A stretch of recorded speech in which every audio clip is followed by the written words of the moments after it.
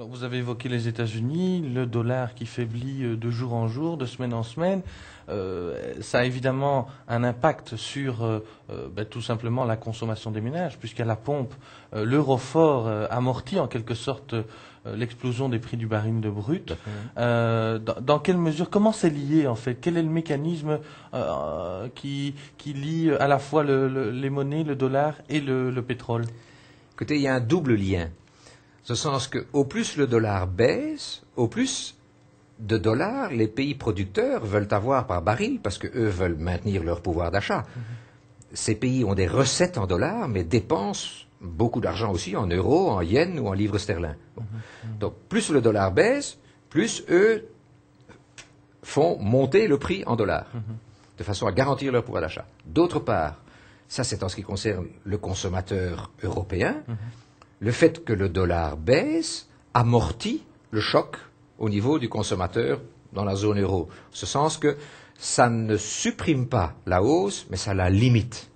Dans quelle mesure les consommateurs de la zone euro sont protégés par ce différentiel grandissant entre euro et dollar? Moi j'ai fait deux calculs.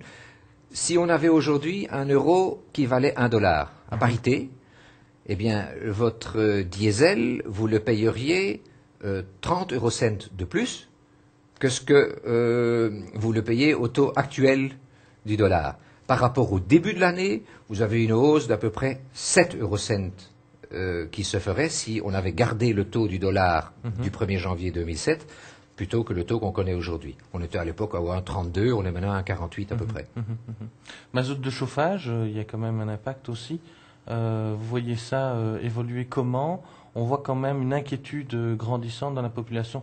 Évidemment, on rentre dans l'hiver, donc c'est peut-être lié, mais comment vous voyez évoluer ça au cours des prochains mois? Autrement dit, est-ce qu'on a intérêt à remplir sa cuve maintenant ou à attendre? Écoutez, ça c'est une prévision que je me refuse absolument à faire parce que je ne le sais pas. La seule chose que je crois que nous devons tous acheter quand nous en avons besoin. Nous ne devons pas spéculer.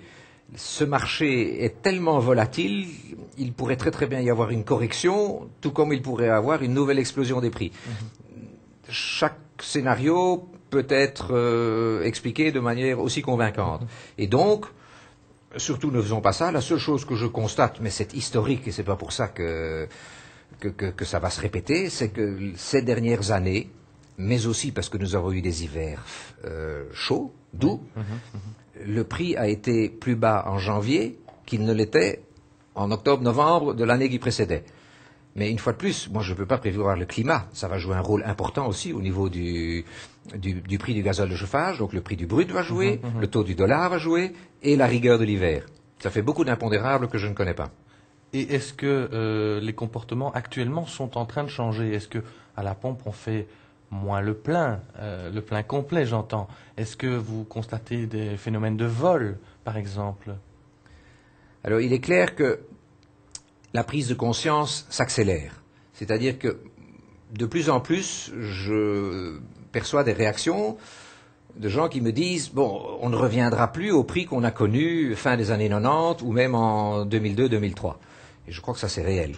Et donc, en fonction de ça, les gens commencent à changer leur comportement. Et c'est vrai qu'on constate que le plein moyen dans les stations-service, certainement dans les quartiers moins riches, diminue. C'est-à-dire qu'au lieu de faire le plein, on prend pour 20 euros ou 30 euros. Bon.